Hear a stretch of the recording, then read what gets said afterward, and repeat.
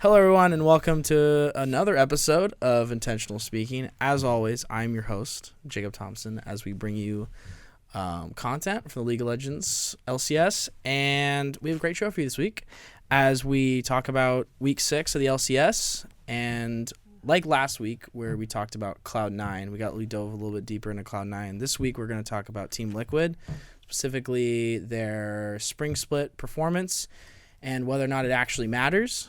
And we'll probably talk a little bit about Doublelift and the stuff that's come out about him and just sort of the motivation stuff that's been tweeted out. And then we will wrap up with since we didn't get to it last week, our mid-season awards. And then hopefully towards the end we can also talk about Matt's trip to LA. So why don't you introduce yourself? Well, since this is not the first time you've been on here, but the first full episode that you'll be on here. Yeah. So I'm Matt. I play top lane for the varsity team here at UO. Go Ducks! Ducks, yeah. Dude, that sounded like your chain smoker. You're so sick. For those that aren't aware, I've been sick for the past week and a half. I think our last podcast that will be up by the time this one is up. It was right before my voice got really messed up, and then this past weekend I'm still in recovery, so my voice maybe go in and out of 40-year-old lung problems. We will see as the podcast goes on. Not to take away from Matt here, but yeah. Once again, Go Ducks. Yeah, Matt's awesome. No, don't Great worry. top laner. I completely Aatrox, one trick. No. I completely relate to the 40-year-old smoker thing, as I'm a 40-year-old smoker myself. So okay. No Facts. Yeah. And for those that don't already know, but I am also here as always with the lovely Jacob Thompson. I'm Drew, aka Sleepy Salmon. I don't think I ever say my last name. Drew Eaton, by the way. Oh, I actually I did not know your last name until this moment. Yeah. I just realized. Yeah, aka Sleepy Salmon. Don't look at my current rank. It's non-reflective of who I am. Or any of that. But yeah. We don't need to get into your rank. We can talk about your TFT rank if you want. But then again, this isn't a TFT podcast because it isn't one. You know what? I don't want to take away from what our supposed topic is supposed to be, which is Team Liquid for starters this week. Yep. So why don't we talk about just LCS? Oh, that's true. Yeah, we can talk about the weekend games first. Yeah, they weren't crazy eventful, but there were a couple place standing deciding games. Yeah, what'd you guys think? I didn't watch a lot of the games this week actually because I was in Disneyland this week. Congrats! So I want to hear what you guys thought. I did catch a few, but I want to mostly hear what you guys saw this week. Okay, so TSM, one of their games, Bjergsen pulled out the Maokai mid. Yeah. Oh yes. That's the ones I did watch after. It's definitely they're in that team phase right now where they're trying a lot of things and some things are working and some things aren't. I think they're tied for third, 6-6 out of 50%. Yes. I have it. I can double check. they are. Yeah, they're in third, right? Yeah. But still trying some things out, and they didn't come out with a win. But even though the pick is kind of questionable, looking at the comp it was going into, it makes a lot of sense. They had a lot of magic damage on their top side. So essentially you're looking at a healing, pressure absorbing mid laner, much like Ornn mid lane. So I get it. It works. I was really excited for it. Didn't happen. Saw Bjergsen's tweet afterwards, which was RIP TSM. Made me laugh about it for 2 days because I thought it was really funny. Yeah, that was pretty great. Past that, I think I saw a lot of parts of games. I work a job on the weekends from 9 to 4, Saturday and Sunday. So I see parts of the games as they're going on. It really depends on how busy it is, whether or not I can actually watch what's happening. Overall, they were kind of nothing really spectacular, I would say, in comparison to the previous weeks we've had. Everything's kind of been shaken out. CLG got another win, which was big. Happy for them. They went 1-1 this week. Team Liquid went 2-0 this week as well. And a lot of that has to do with the Doublelift. Well, I wouldn't say a lot of it has to do with Doublelift being benched for the time being, be it for him being sick as well as his current attitude about the spring split, which he's talked about since, and it has changed. But I definitely, I don't want to jump in Team Liquid right away before we move on from this weekend, but I will say that it wasn't just the change in the positioning there between tactical and Doublelift, but it was also overall, as a team, they looked so much better than they have for the past 4 weeks. Yeah. Yeah, for sure. And I would say that, I mean, they are currently tied for third right now, which Okay, but to me okay. that doesn't really The like, tie right now for third and sixth place, it just makes no difference Yeah. because Yeah. it's a weekend break essentially for any of the teams. Yeah, every single besides CLG and Cloud9, every Yeah. single team's within 2 games of each other. Yeah. So it's, Yeah. it's really It's the LCS soup. yeah, it's completely up in the air. I just think it's funny though, because I mean, I think a lot of people have been bagging on Team Liquid, but during the whole time, it's like, I mean, they're literally like 2 games away from third, 1 game away from third. So it's just like, Okay, but the problem with that is they are a team of superstars, right? You have Exactly. 4 or 5 of NA All Stars, or was it All Stars or All Team last year, right? Are on that team. They paid a lot of money for exports that are really successful. Last year they won both splits, made MSI finals, yeah, right? Like they are supposed to be much more successful than they are. And while yes, they may be tied for third and they're only 2 games out, they shouldn't have dropped nearly as many games they did this season. Regardless of whether or not Broxa wasn't there, regardless of whether or not Double Lift was sick, I don't think they should have dropped as much as they did, and they shouldn't be in the position where they are, right? Yeah. Because if they have a week where they lose, they go 0-2, they're potentially bottom of playoff contention, if not out of contention, right? So they're 1 bad week away from not making playoffs. Regardless of the fact that they're tied in third, you should be expecting, and at least I am expecting, much more from them than what we've gotten. So. Yeah, and then I know, Matt, we kind of talked a little bit about CLG. I know that you brought them up. And Belter. I'm super hyped to watch what CLG does after this weekend. It feels like every single game before CLG, it really just felt like, wow, this is just a solo queue team, right? You go into ranked flex, this is just the random team you see there. But I feel like Pobelter's been going in there and he's been changing something. Like, whether or not you agree with every single thing, like, probably 3 or 4 of their members are really good individual players. Yeah.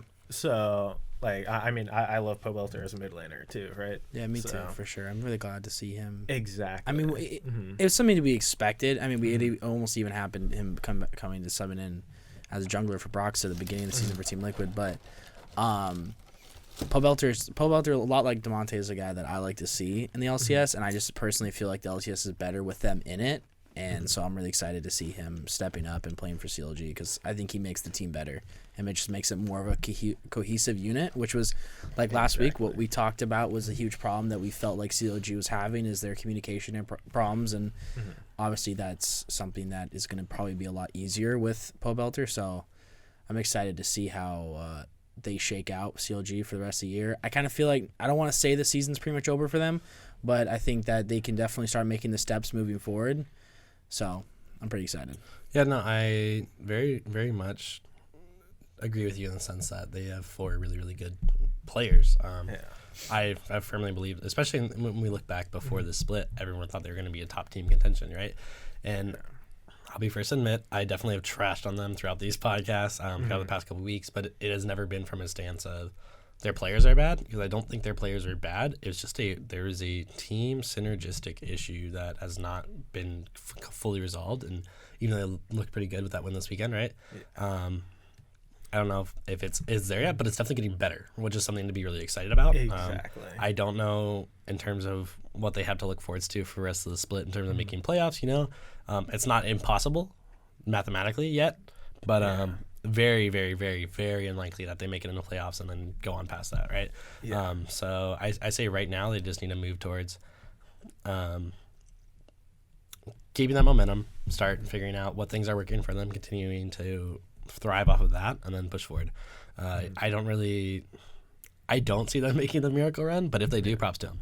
Yeah, I personally don't think they'll be able to do it, but I think they definitely, if they get their act together a bit better, it could be they could be probably in the middle with everyone else by the time the end of the split comes. It is interesting because, best case scenario for them, they win their next their last 6 games. That puts them at 8-10.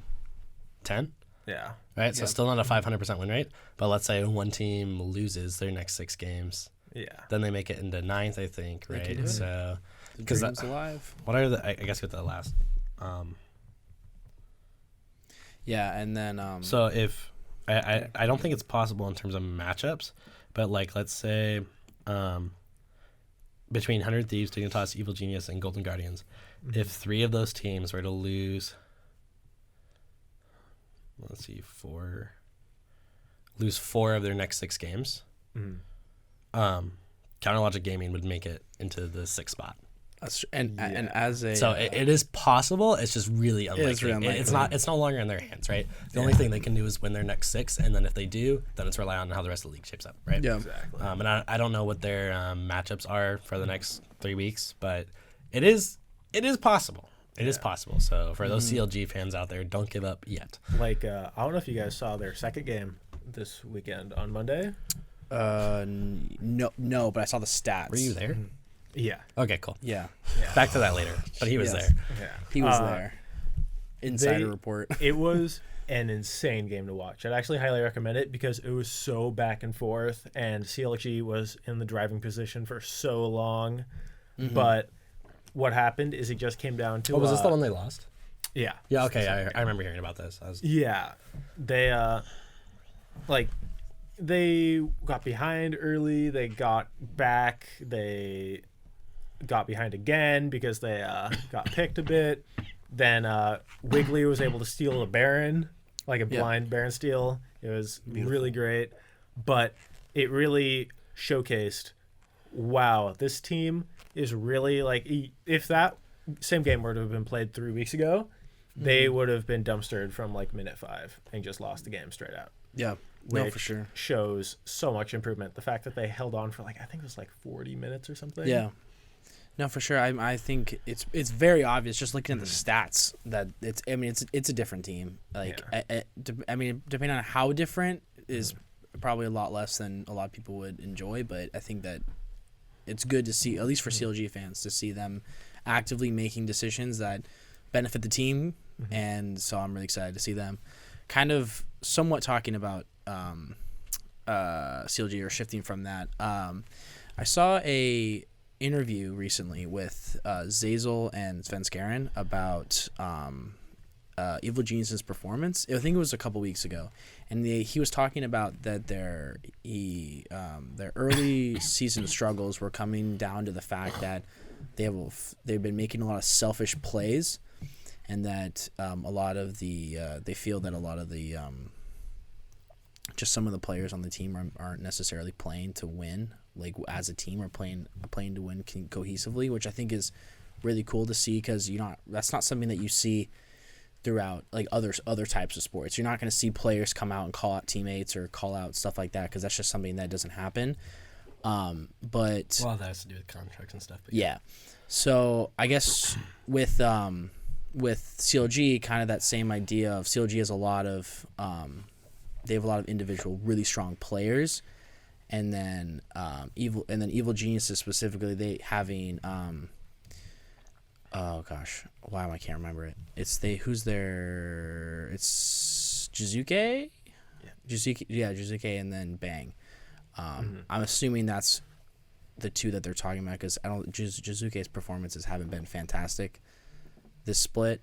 What do you guys think about just sort of about that sort of selfish topic of individual players, and if it's something that you've seen throughout? I think he'd be playing really well right now if every other team played like it was solo queue. Yeah. He's going in there. He's going for those really sick like 1v1s, 1v2s, whatever. But in the end, it's pro play. People know, hey, this guy's going to go for the play. Let's just make sure that he can't get it under any circumstances before we even like reveal ourselves. Yeah. Right. Like he thinks he's going in for a 1v1. They have 2 people sitting there on the side waiting to back up. Like he's split pushing. If it was solo queue, he'd be winning, but it's just not. Yeah. I'm in total agreement there. I don't really have too much of an extensive opinion on that regard. Yeah, I think it's just interesting to think about, because I know there's a lot of the talks of imports in the LCS is something that we've talked about a pretty good amount here on the podcast, and it's something that has been sort of a topic conversation throughout these last few weeks. or especially earlier in the season with the fact that at the time there's only one North American mid laner. We're getting a lot more imports, and there's a lot of a lot of insider conversations about some imports are just playing for money. They're not here to actually win. So I think that topic of conversation is going to come up, especially with imports like Crown, for example, who doesn't perform to a level that he did before, or Jizuke, I really don't understand. Or Bang. I would say in those three in particular, my least knowledge is on Jizuke. But between Crown and Bang, I think last year it was a lot of. There's just overall problems with. Yeah, no, for sure. There's the first imports that came to mind. An insanely good player, right? Yeah. Crown played great last year, and it was really competitive. So it was interesting to see how much of a drop off it was this year, and I just don't know what I'm honestly confuddled. Yeah. At what the factors were for that, right? Yeah, I mean, because I do agree with you there. I definitely think there is some imports, at least in the past. I think we're in that finally starting to transition phase, hopefully, for in NNA with what Cloud9 has done to foster North American talent. Yes. What is happening, right? We have Niski and all those kind of players, Cloud9's players starting to filter themselves out throughout the league, that I talked about last week. But for Crown in particular, it was not only a surprise, it's just really confusing, right? Because when you look at who isn't there, I had a good example of this when I was thinking about it the other day.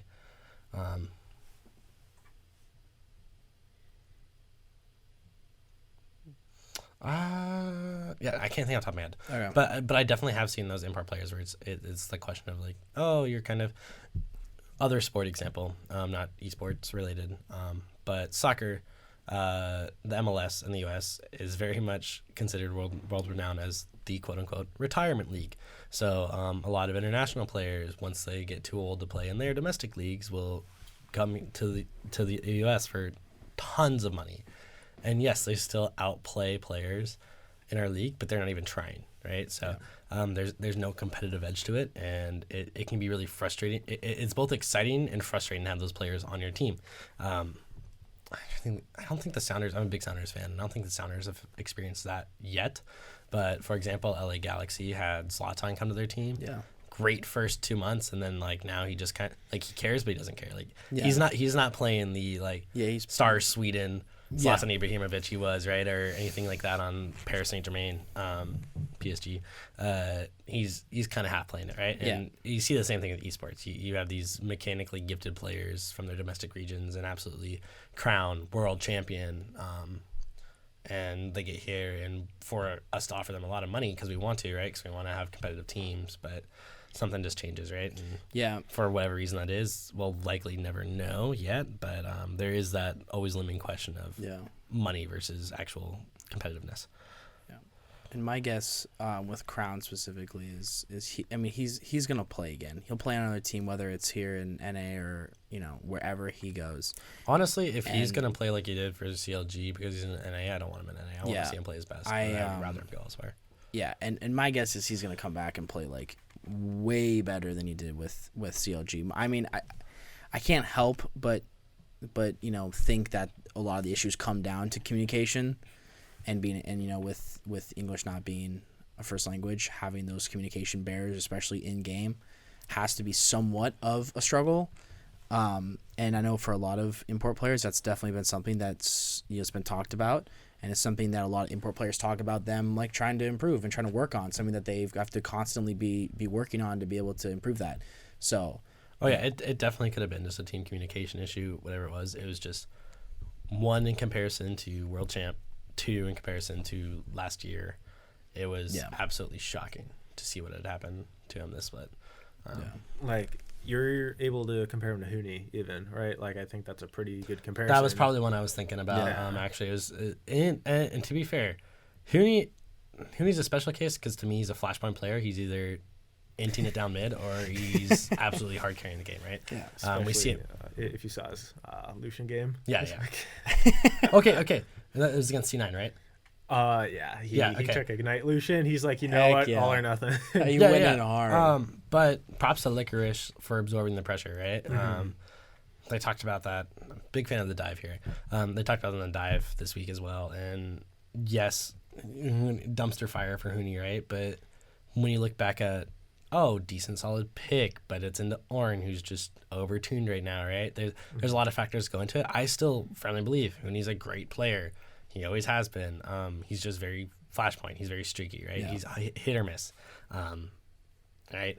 And that kind of goes back to the whole, like, I was thinking, like, well, he did come over here from elsewhere, right? We've never seen him just 100% dominate like he did that first Immortal season, or like he did when he was in Europe since then. So it may just be a money issue, maybe a lifestyle issue, maybe team issue. It's just there's still so many unknowns as to why players do that, particularly for this, right? Because I get it in terms of soccer, even though it's really, really frustrating, because like Zlatan's like in his late 30s, right? He physically can't compete in his home leagues because they're so competitive, whereas in the U.S. like play is so much slower. And while that is similar for league, at the same time, there's not the same physical limitation. Yeah. I don't really get it. And while we're on the topic of top lane, I did want to ask Matt a question, because this is somewhat of a topic that we've had throughout like the history of our podcast, intentionally speaking. At DuckTV YouTube. We so some of one of the things we've been talking about is just champs that we enjoy seeing on pro scene. I know we've talked about Senna early in the season, and we both hate or me hate. I don't remember what your opinion was on it. It was a love-hate. I hate seeing her in the AD role because she's not fun to watch in team fights. And she's also really bad in late-game team fights, unless she's really far ahead. Yes, she can put out lots of damage, especially with lethality and stuff like that. However, because of the way her auto-attack animation works, she roots herself for a substantial period of time with each auto-attack she takes. So if you're looking to pick off the Senna in the team fight, it's realistically not that hard if you have a hard engaged comp. Yeah. So because of that, I've played many games with my friends where we absolutely dominate all the way until 40 minutes in the game. However, because our carry's Senna and they have an engaged comp, we just lose because we can't team fight around that. It's just like one misstep. And part of it's we're like low players, right? But at the same time, it has to do with the champion kit. She's not a maneuverable kiting ADC like Vayne or Kai'Sa or even Jinx, where Jinx gets the reset and then she can move around and deal out damage like that. Senna can't do that, right? Senna thrives on the split push, moving teams around the map, and it's just impossible to watch during pro play because it's not exciting. It's very slow. And yes, she has the range advantage. So, and that was my whole opinion on it. Is I would, if she's in a pro game, I would much rather see in the support role or in the way that C9 did it with Sven playing essentially support Senna, even though he was the attack damage carry because just farming all souls. The farm went to which I think is actually Vulcan. Yeah, Vulcan. Yes, which I actually think is better. And EG and Evil Genius did that this weekend too, with Zeyzal playing Rumble, taking the farm, and then Bang farming souls on Senna. But moving on Senna, I know top lanes this season has been it's been an interesting situation with Soraka and Sona coming back into play, which is obviously not fun to play against, not fun to watch in my opinion. And now with Janna taking over top lane again, apparently with a 56% win rate, because you can just play. I did not know that, but that's disgusting. You can just play Enchanter's top. So I was going to ask you, it's on the Janna situation, she has clear counters and she can't fully rely on wave clearing as well. I can't imagine it being very good. I think right now, since it is the first day of the patch, things are wonky. Ornn's at 48% win rate right now, which I just don't think isn't true. I don't think his nerf was that hard. No, his nerf hasn't been that hard. Yeah. Exactly. So I wouldn't put too much on Jan. And they also did nerf overall the Enchanter's top laners period because of the way the support item works and all that kind of stuff. So you can't just Frostmancy the shit. Yeah, and so I was going to ask you, Matt, what do you think about the LCS top lane pool, and are there any champions that you'd wish to see or wish to not see anymore? My favorite part about the LCS pool is actually the LEC pool, honestly. But the LCS pool, honestly. Wonder. Let's go. No, Bwipo. Bwipo's my favorite. Bwipo's your favorite? Oh, yeah. Okay. I'm sorry, I'm a big G2 fan. Bwipo, actually, okay. Out of game, between the two of them, I'd take Bwipo any day because Bwipo's he seems like a really fun guy to talk to. In game, though, I'll take Wonder. Yeah. I only say Bwipo because he is more than willing to just play Singed. That's fair, actually. Yeah. Singed is one of his favorite champions. He's one of my favorite champs to like watch because you're like, oh, what is this guy gonna What do? is He this- can literally just go do anything, right? He can team fight, he can split push, he can be proxying, he can do whatever he wants. Yeah. But as far as the average top lane in LCS, I am honestly kind of it's getting a little stale. It feels like now that Soraka Sona are out, it feels we see the Aatrox, Mordekaiser, Set, and Ornn kind of on those are rotation. I don't think there's Rotation. actually. I can't think if there's been any other ones. Says Lucian. Yeah. Lucian. Here's the thing though, with Ornn, like it's inevitable that there is going to be a tank up there because Team Comps just need a tank. Yeah. And as far as tanks go, I think people are getting sick of Ornn, but they don't realize how much worse it could be. Like, do you know how much less fun or watching Ornn hit that sick 4-man knockup, hit the huge ram down the river, Yeah. right? That's pretty hype. What's hype about a Maokai play? That's a Right. good point. Yeah, where you actually. can literally just outwalk the ultimate. Yeah. Exactly. Like, Maokai goes in, he gets a 2-man Q that he knocked people to the side. You know- That's so great. Oh, he healed for like a bunch of his health, and Yeah. now he's just. Oh, he threw a sapling in the air. Yeah, he's a sustained tank Yeah. for sure. But it's like, I think a lot of people don't consider the other like cases, right? Yeah. Like Malphite isn't going to see play in pro. Like, who else is there top lane Yeah. at this point in terms of tank? Like, Well, you can throw in Cho'Gath though, and I'd much rather watch Cho'Gath. Period. Yeah, Cho'Gath is one I can think of. Who is it? He Cho'Gath. played. Someone on some team in LEC. Was it Misfits? Maybe Misfits. No, SOAS. SOAS. Yes, I don't know so what team he's on. Immortals. So yes, Immortals. it's Immortals. Thank you. Yeah, I just remember the name. that's right. Yeah. We talked about that game. Yeah, so he played like 2 or 3 Cho'Gath games. Yeah, I remember we Yeah. talked about one game where he just got 2 kills early, and it's just like, well, he's Yeah. just. And I would love to watch that. I actually, while thinking about the whole like Maokai situation for going into double AP topside, I wouldn't be surprised if there was a Malphite situation with double AD topside. Yeah. Even though like you likely won't get pro play, I could see it. Yeah. Especially with a lot of experimentation that's going to be happening in the last couple of weeks, I could see it. I definitely is interesting because I do agree that overall tanks just aren't that fun to watch in terms of laning phase and all that kind of fun stuff. But then the trade-off is like, okay, do you do bruisers and carry champs? Because carry champs is dangerous in my opinion. I don't like watching 1-3-1 comps.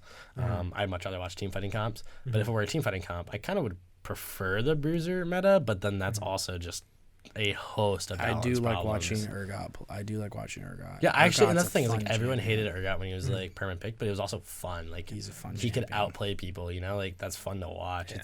I Yeah. totally agree with you. It's not fun to watch a Maokai just go in and then right. It's just- Like, yeah. that's just boring. But Yeah. All right. Let's transition a little bit because we are talking a whole lot about top lane and LCS. So why don't we talk a little bit about Team Liquid yeah, because we want to talk about them today. yeah. And I don't know necessarily if we want to go into a heavy topic about this, but I do want to talk a little bit Yeah, for sure about I think it's news. It's important. It's something that. the So double F situation, tactical coming in, as well as Yeah. the general attitude a lot of people are having towards the spring split, my friends Yeah. included, and I find it really frustrating. So yeah. So I will say. So I wrote this, like 10 minutes. So that was I beautiful, wrote. by the way. Good writing, good stuff. Thank you. So Yeah, I wrote this chunk right before Double Lift tweeted about the situation. So this is like, okay, this is before any of that. So mind you, so this might sound a little biased because obviously it changed after reading his tweet. Well, yeah, So- but okay. Even though he but at did the same tweet, time, he's though. still benched, Exactly. right? So So what I will say is, so Rikara I think yesterday got picked up for Academy, AD carry for Team Liquid. So, and then Steve tweeted about roster changes not being based on sickness, and that Tactical and Double Lift essentially were going to split play time, I think is what he said, and that, like, at least for next week, that Tactical is going to start. And obviously that's pretty much being cited for Double Lift's motivation. I don't remember where did Double Lift talk about, I think it was on their vlog of him saying that spring Travis split, Gafford? or was it Travis? I'm Of pretty him sure it's saying Travis. that Travis always spring gets the split juicy stuff. doesn't actually matter, right? And so Yeah, it was essentially, Travis. I watched that interview, actually. what the Rikara pickup means is that Double Lift is playing for a spot, and he has to play for play time, and he has to prove that he actually wants it. But I think it's actually interesting because this attitude is something that we can kind of have seen before with Doublelift, specifically talking about his departure from TSM. I have an interview with Bjergsen about Doublelift leaving, and he said, I had known this driven Doublelift who cares a lot about winning, and all of a sudden he wants to settle down with his girlfriend and stream full time.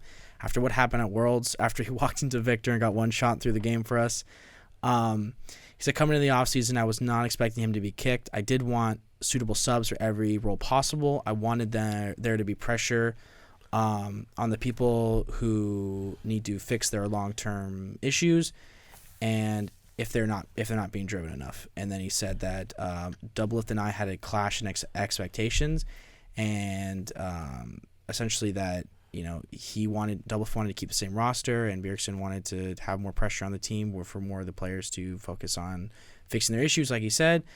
So I think it's something that, like, this motivation problem, this sort of like something that we're seeing now is something that we've seen before. And then also looking at the way Doublelift left CLG, which I think is interesting because so Doublelift had a wrist issue, which then they started using Stixay in scrims, who I think Aframu was pretty good friends with Stixay at the time.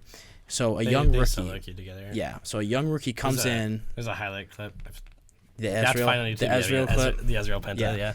So a young rookie coming in. So this sounds familiar because a young rookie comes in after Doublelift, and Doublelift has to be subbed out due to external circumstances. And Stixay comes in, plays amazing, and then quote unquote outshines Doublelift. So if saying that history tends to repeat itself, this is kind of what we saw this weekend with Tactical. But so after writing this, I'm feeling super good about myself. Like, wow, I've got this awesome, I got a quote in here, everything. And then Doublelift tweets. He tweeted that he said, I'm benched because I had no motivation until very recently. Being sick and unable to compete gave me my passion back, but too late. I'm sorry for every one of my teammates, and I'll be working from now on to regain their trust.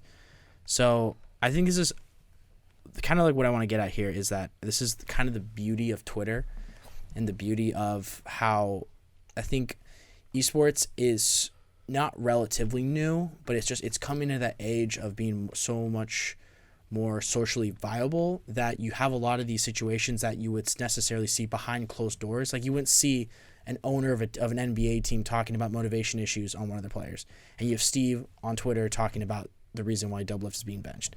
So I think that whole aspect is really cool for a fan or a journalist or anyone, any esport, someone that's interested in esports, because you kind of see a little bit more and you get to, experience more about the players that you're watching. So I personally think that, Doublelift's not going to get replaced. He's our franchise player. Obviously, sickness is something that we've had a lot of problems with here in the LCS and across the world. With I think LCK just got delayed as well with the coronavirus or COVID-19 outbreak concerns. But LPL is back on. So LPL is back on. So, and I will say that sickness is definitely played a factor for TSM week 1. Obviously, it's hard to practice, hard to stay motivated, hard to do anything when you just feel like crap. But Doublelift's motivation, you can't be completely blamed on sickness. Obviously, it's something that this split has. I'm sure you guys probably want to talk about MSI and the importance of MSI and things like that. Yeah, I definitely have a lot of opinions on this topic. So period. I'll kind of end with mine a little bit, just saying I think that it's awesome for Tactical to come out and perform the way he did. It makes TL fans happy. It makes LCS fans happy. It makes the leagues better. More NA talent, please. NA talent. It makes everything better. So I'm rooting for Doublelift. I want him to come back. I want him to feel like he can regain the trust of his teammates, regain the trust of the fans, and I'm excited to hopefully see what Team Liquid can do moving forward, because they looked so much better this weekend. So for a lot of things, I want to touch on that. Based on both his past as well as the current situation, there was the whole unmotivation we saw in two circumstances with CLG as well as TSM. But in those cases, I think there was also just a lot of team clashing issues with egos and identities. Yeah. And I don't think that's the case for this team with roster of Team Liquid, as well as the situation with especially as much growth as Doublelift. Yeah, I think Doublelift as well. I don't think that's much of a factor, so I don't want to discount his tweet in any way, because I think it's completely serious, and I believe that the actions he's going to take to be more competitive and reclaim his spot, assuming he will, are genuine. And I'm excited to see what's going to happen in the next couple of weeks, and hopefully he'll be back in the starting spot, and we'll go on from there. In regards to the overall situation and where it is at now, I am not actually surprised that, sick or not, he lost a lot of motivation, and we've seen a lot of downfall in his play this split. To go from the success Team Liquid had early on, right, when they started this dynasty of winning splits, to last year where they were shaky wins, but they still won. They get to MSI finals, kind of get dumpstered, but made it to MSI finals, right? Obviously. And then just get absolutely blasted at Worlds. I was watching those games live. I kept up with Worlds a lot last year.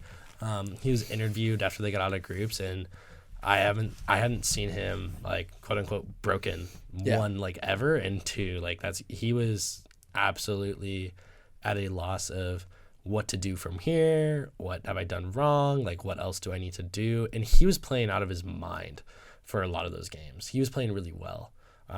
So he was doing his best also to not put blame on his teammates, right? Because I don't think he believed there was blame on his teammates. There was just a disconnect and level of play between NA and everyone else. And he just kind of, at least from my perspective in the interview and that kind of stuff, it looked at a point where he just was at a loss. He had no idea what to do and was just completely lost in the situation.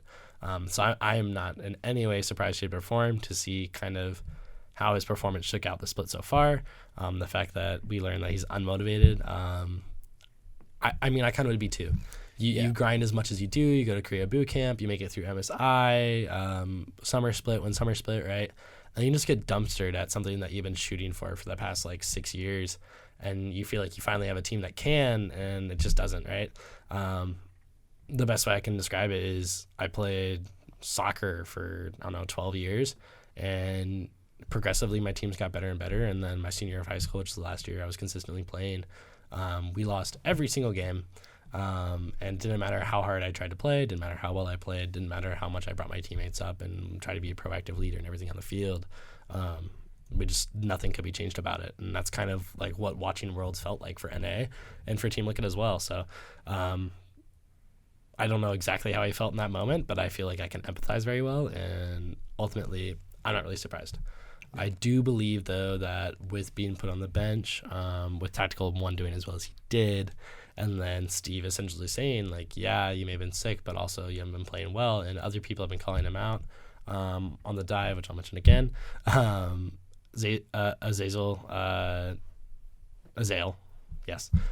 actually talked to Double Lift about it and essentially, like, pointed out that, hey, like, you've been constantly saying you want a team to challenge you guys, to challenge Team Liquid. Well, that team's C9 now. In fact, you're not even challenged to C9, right?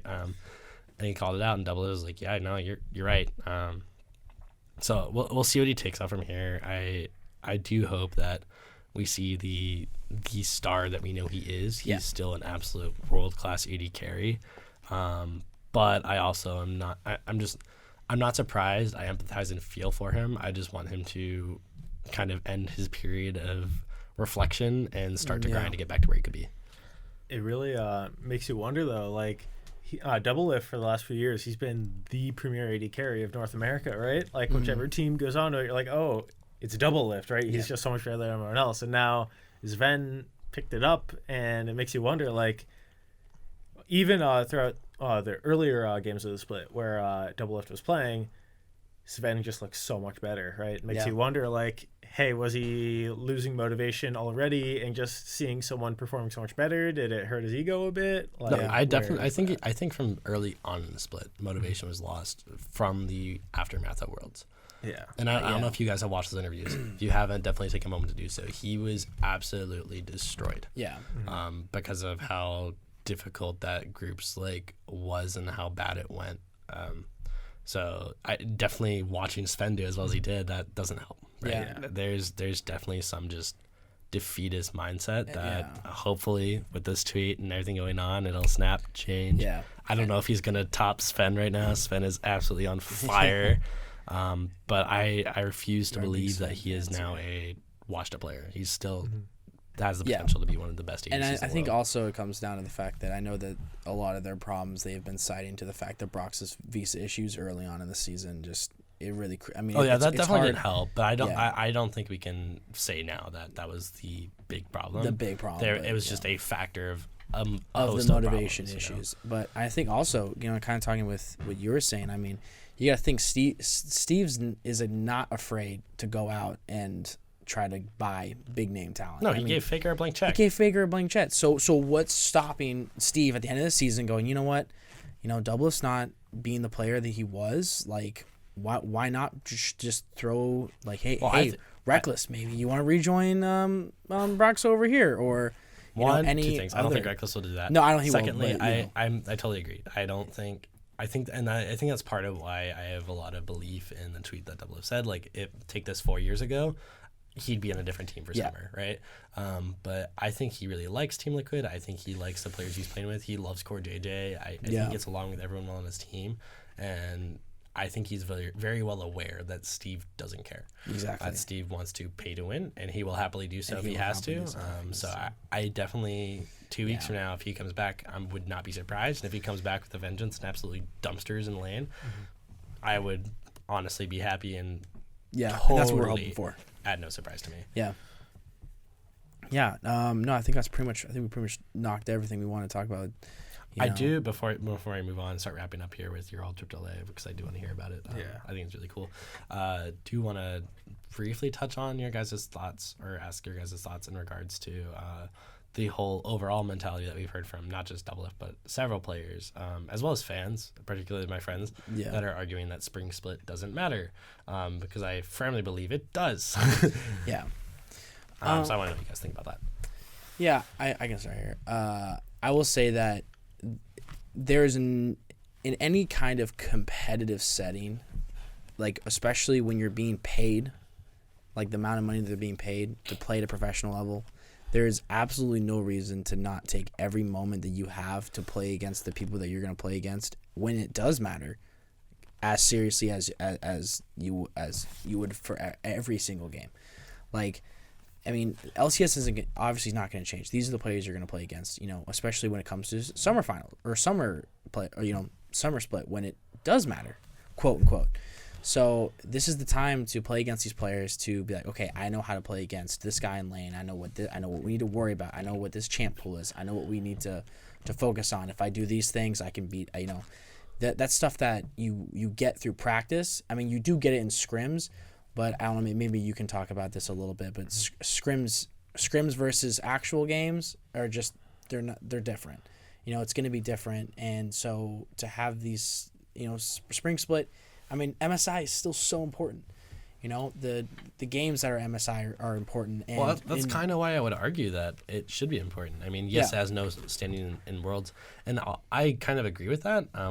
Having Spring be when it is, and then Worlds be when it is, it's kind of unfair to have it affect World standings, especially because how much can change, one, over break, and two, in the summer split. Yeah.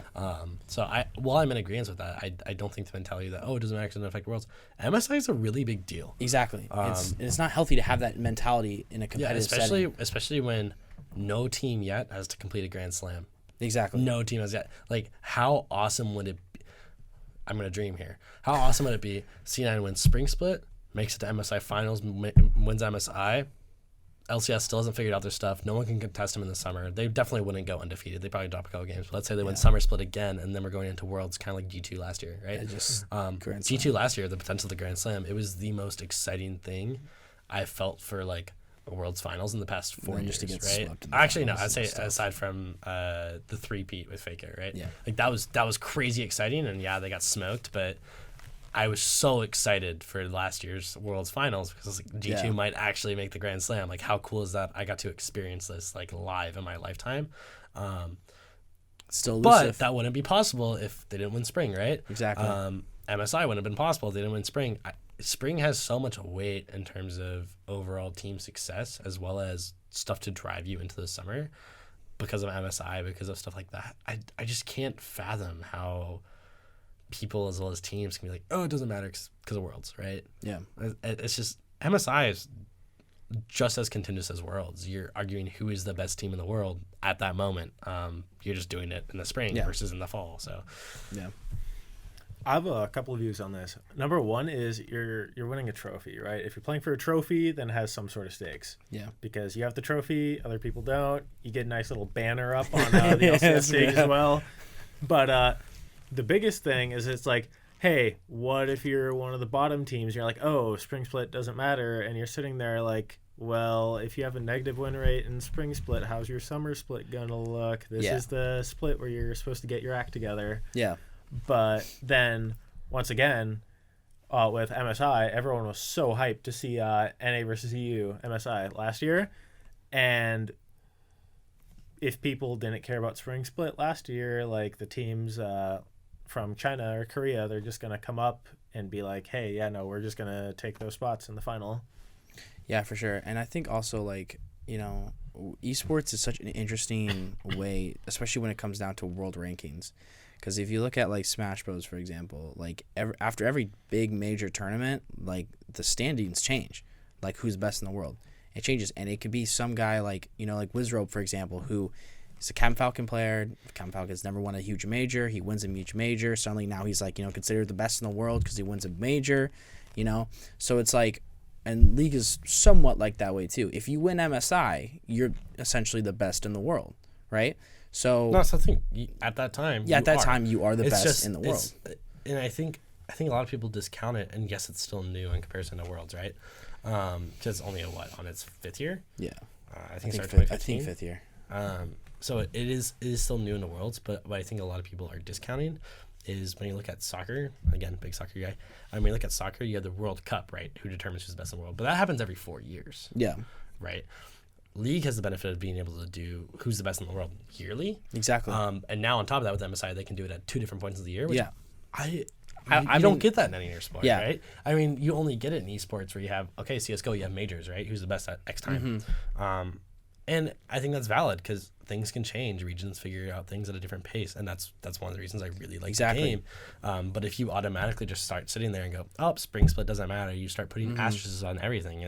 I like the idea of being able to definitively say, okay, this team is the best because every other team gave whatever they could, and they came out on top. Yeah, and it makes people only have that mentality about Worlds. I think it's unfair to not have that same mentality towards MSI because it's the same tournament. It really is. You're once again winning a trophy. Yeah. You're playing for the trophy. You get the you're playing for the trophy against all the other major regions for who is the best of the best. Yeah, it is the same tournament. It's just a different point. Yeah, odds are you're going to be playing against 90% of the same people too at the two tournaments. So why it makes it all the more important? Why does one have higher stakes than the other in the end, right? Like and I mean, I think if Team Liquid doesn't make MSI, that's a lot of practice against international teams that you're not going to have, which clearly North America does need that practice because when we do get swept at Worlds, that's not a good look for us. That's obviously not what we want to do.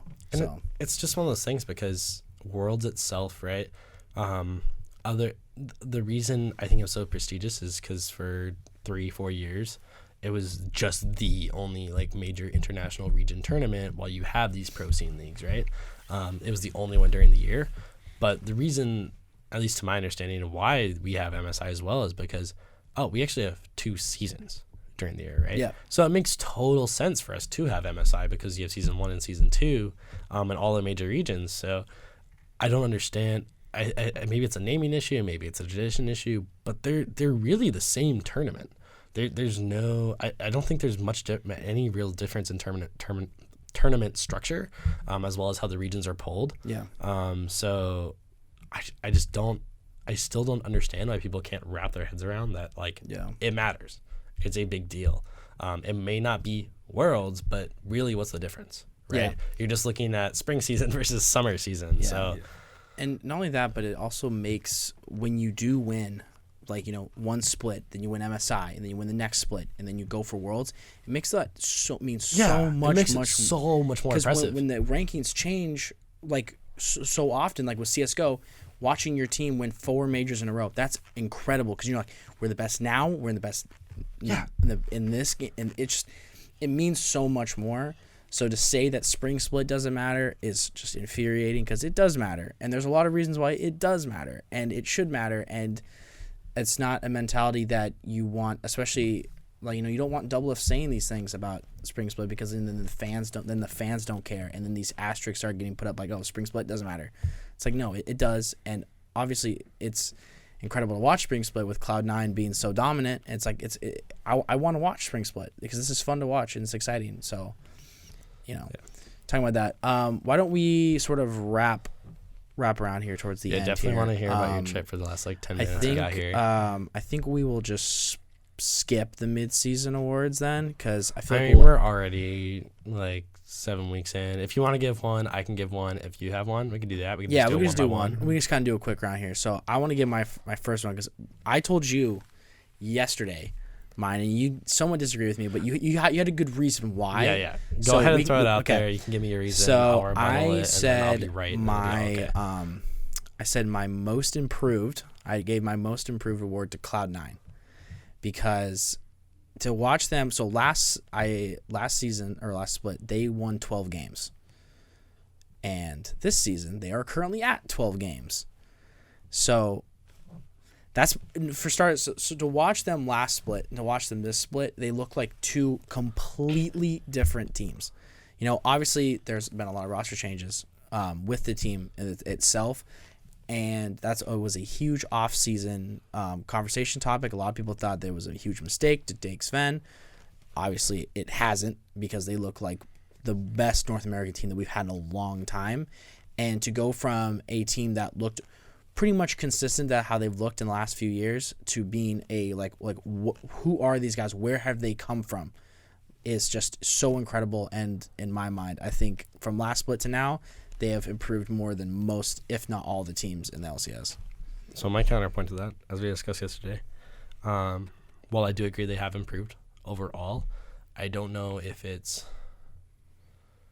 hard for me to say for the split to give that most improved when you can look at other teams with portions of teams, right? Golden Guardians bot lane has gone from 0 to hero, other stuff like that. Or FlyQuest as well. Yeah, FlyQuest, right? And I also don't think it's so much that C9 has gone from here to here, right? I think they definitely made it from here to here. They were already good last year. They barely lost the summer split finals. Yeah. Team Liquid was able to turn the games around and end up stealing it away from them, in my opinion. I think C9 should have won. But they did improve, and they kind of went from here to here, right? Whereas I personally think that the reason it looks so drastic is overall, I think every other team kind of went from here to here. And now at this point in the split, we're starting to see TSM, FlyQuest. We're seeing the life, even CLG, right? Getting a little better. We're seeing the life of them going up, but it was kind of C9 went this way and everyone else went this way, so it made it look like C9 just went straight up, right? So I will warrant they definitely get an improvement award. As for most improved, mine would probably be Golden Guardians bot lane. Shout out to Keith. Just when I look at the split in general, right? I do believe that C9 improved. I don't think it's as drastic, even though they are miles above everyone right now. Yeah. I think it's more a factor of everyone else got worse. Yeah. In comparison to last year, because last year was always a contention of TSM, C9, and Team Liquid, all three. But now it's just C9 and who's gonna take second, right? Mm-hmm. In terms of standings, playoffs, so of course, different beast. But that's kind of how I look at it. I don't know if you have a thought on that, or if you just want to jump into your award. Or if you have an award, I have one as well. So. I mean, I do have a little thought. I think it's really funny to talk about Golden Guardians bot lane, because you watch Keith play now, and it's he's definitely he's getting a lot better, right? But I recall a game he played earlier this split. All 4 of his laners are doing really well, and you see him 0-7-4 on Nautilus, and it's huh? Yeah. What happened there? But he's changing roles, and it's one of those things where. Yeah, L2 so everyone's L2 can taketh away. everyone's questioning it, But then look at G2 and LEC. They role swapped again, so Perks is back in the mid lane, but now Caps is ADC. Mm-hmm. Then we see the emergence of Craps, where he goes 0-9 in the lane, right? Heck yeah! Shout out to Craps. We love Craps here. Craps is the best. But everyone's not discounting it because it's It's caps, right? I think it's wrong to kind of discount Keith because he was a great ADC, but now he role slot for the betterment of his team, and he's going through the same growing pains that Caps is. Yeah. So yes, he's gonna have bad games where he's hard inting 07, right, and his team is doing well. But overall, I'd say his improvement from start of the split to where it is really impressive and really noteworthy. Oh yeah. As far as my award, I think I'm going to give it to FlyQuest, as you mentioned a little earlier, because I think they are doing super well this split, but it's just getting overshadowed by Cloud9. Yeah. It's like, oh my God, Cloud9 is doing so amazing. They haven't lost a game. They just lost their first mid-turret this weekend, right? Like, but if Cloud9 was just doing good and not like phenomenally, FlyQuest would be coming through, and it's like, hey, FlyQuest is really like picking up steam that they started to get last year. Yeah, I mean, they went from what were they last year? Like second to last. Their spring split was bad. Their summer split was pretty good though. But, the summer split they kind of popped off. And then I mean, this year they're at second. So I mean, This year they've looked great from the Ignar's looked fantastic. Oh yeah. I'd say their weakest point is Viper, even though he was my starting top laner for my fantasy team. But it doesn't matter because I'm 4-0. Sorry, I had to throw that in there. I don't even want to talk about that. I'm so done with that with fantasy. Because you're bad. No, it's because Alltake gets benched, and then the app doesn't let me pick up Apollo, so I have to pick up FBI, and then FBI ints, and then Bjergsen ints, and then I lose. I'm just hearing that Like, you're bad. What am I supposed to do? I can't. It's a whole mess. Well, we don't need to get into that, but I will agree with you. Yeah, I think FlyQuest like looks stellar. FlyQuest is definitely like they so happy for them because they're looking fantastic, and I love to see that. You know, you want to see teams get better and better. You want to see teams overtake the old guard. You know, so I should throw in there that I do have a bit of bias because Ignar's been my favorite support since he played Leona with Fervor for Battle in Worlds like 2017. God, I don't even remember that. That is a legendary game. It's when he was on Misfits. I definitely recommend watching that. I'll probably have to go check that out. I think they actually lost the series, but they drew like Blitzcrank target bans, and then he brings out Leona with Fervor, and it's like what is this guy doing? What is happening? Anytime that happens, it's always fantastic. Oh yeah. Hey, this was also during the Ardent meta as well. Oh jeez. So this guy was doing things. He was innovating. I like that. Yeah. But I do like Ignar. I think he's fantastic, and I think that I will agree. I think FlyQuest has flown under the radar so much because of Cloud9's dominance this split, and I think that they do deserve a lot more recognition for how they've been playing. So with that, why don't we hop into the last little bit here? You can talk about your experience this weekend, because I know our LCS team took a break so that you guys could go to. Can I throw my award really fast? Oh yeah. I guess because I did throw in most improved for like their bot lane, but I wanted to throw like a separate award. Okay. Do you know which organization it was that was planting trees for every kill and then Ocean Drake? FlyQuest, right? Okay, cool. If we were to apply that to the entire league, I would give out the Green Thumb Award, and that would be for Sven. Okay. Yeah. Cool. Okay. I just want to throw that in there. That's a good award. I like that one. That's even with Bjergsen's also tweet. If you also want to give out Green Thumb Award, we can also give it to Keith for I was gonna say that. Exactly for throwing so many deaths towards trees. That's true. So, actually, yeah. Shout out to Keith. Yeah. We do love Keith here. Not all heroes wear capes. Exactly. We do love El Toucan here on the podcast. We talk about him pretty much every single time. So can we for either next quarter or the next couple, like the last couple for this quarter, or just from now on, can I get a fat head of Keith to like? That's fine. Up? I really want to start putting up pictures on back here during our podcast, because I think we need a Ram casting picture. We can get a El Toucan. Yeah, picture. I'll get on that with our producers, okay. Nathan over there, if he's still listening.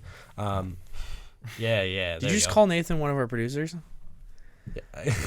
Wow. I mean, he's not one of our technical DuckTV producers, but right now he's our engineer for this podcast. Count. Yeah, he can count. He can count for today. Okay. We'll definitely get on that. But yes, I don't want to spend too long here because we're kind of running a little long period, and I definitely got to go somewhere. I don't know about you guys.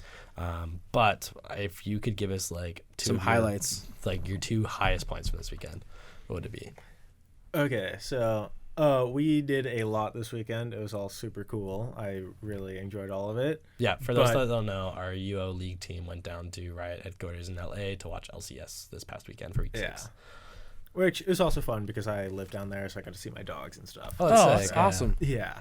But two funny stories I could share really quickly. Okay. One, so we're looking for the Team Liquid training facility, right? I'm the one driving, and my car down there, since I drove everywhere, it's a 2003 Ford Expedition, so it's basically a tank, right? I like that. And so Awesome. there was a tandem parking outside of Team Liquid's thing, okay. right? And so there's 4 cars basically that have to go through to get to the parking spot on the inside. And I start pulling in, and I open my eyes, and to my far up right, there's a Team Liquid Honda there, and I'm sitting there like, oh no, I could barely get out of my car, let alone park next to this thing. I'm just, Oh, jeez. yeah, it was. So did you end up like parking elsewhere, or what happened? No, I parked right next to the Team Liquid Honda. It was nerve-wracking. People couldn't even get into, or people didn't even want to get into the car. They made me get in and then back out before they got in as well. That is so baller. That's really funny, actually. Oh yeah, and then there's also a funny story behind the Cash App compound picture. Oh yeah. Yeah, we actually went in there. And we didn't do anything. We just talked to the receptionist person there, and then we went outside and we're like, "Hey, what if we were to just take a picture and post on social media?" That's Definitely check that out it's on our Twitter, right? Yeah. Do you UO want Esports to? You want to Twitter. throw your plugs out while we're I'll just throw out our here? plugs as we finish up here. Not take too much longer because again, ran a little long, which kind of sucks because definitely want to hear a bit more about your experience. But we also know that non-disclosure agreements involved that can't share it all anyway.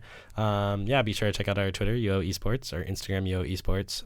Not to mention our Twitch, where we run all of our broadcasts when available, which we do right now. League, Overwatch, Call of Duty. I think we're doing our first Hearthstone this next week on Heck Tuesday. yeah. And then after that, let's see. Did I get Rocket League? I think Rocket League was the one I missed. I don't know. Yeah, I missed Rocket League. We also do Rocket League on there. Are we still number 1 in the nation, I think? Yes, I think we're slotted up sir. at either number 1 in the nation or top couple. Overwatch team is really good. League team is starting to pop off. Our COD team, unfortunately, experienced our first 2 losses this past week. But we're looking to bounce back this next week. And you can watch all of that on University of Oregon at twitch.tv.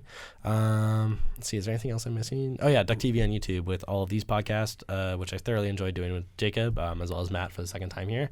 And not to mention our Overwatch, our COD podcast as well. Those will be on YouTube. YouTube as well. Yeah, as we move forward. Just want to shout thank you, Matt, for joining us. I've been wanting to get you on the podcast since week 1. So yeah, it's nice to have a full sesh with you. I'm so glad to have you on here. Hope we can have you on more, especially with next term. Definitely. Hopefully we can. And then sort of a sneak preview. We do plan to do a ranked. I don't know what we're gonna call it yet, but essentially after this episode, we'll either do a half closing or full closing of the LCS for this quarter, as all of us have to go home for spring break. It's because we are full-time students. That is our main thing. Yeah, and I really want to go see my dogs. I want to see. Actually, I do want to see my dog, but I do have my cat with me here, so I can't say I want to see my cat. Yeah. So before we do that, we'll probably do a temporary wrap up of LCS, but after that, there'll be 1 week during finals week where I don't have any finals, so I'm gonna be running a broadcast while Jacob is gone, and it'll be kind of a fun one where we bring in podcast hosts, hopefully from our other podcast on DuckTV at YouTube, from Overwatch COD, and we just kind of talk about general ranked matches in our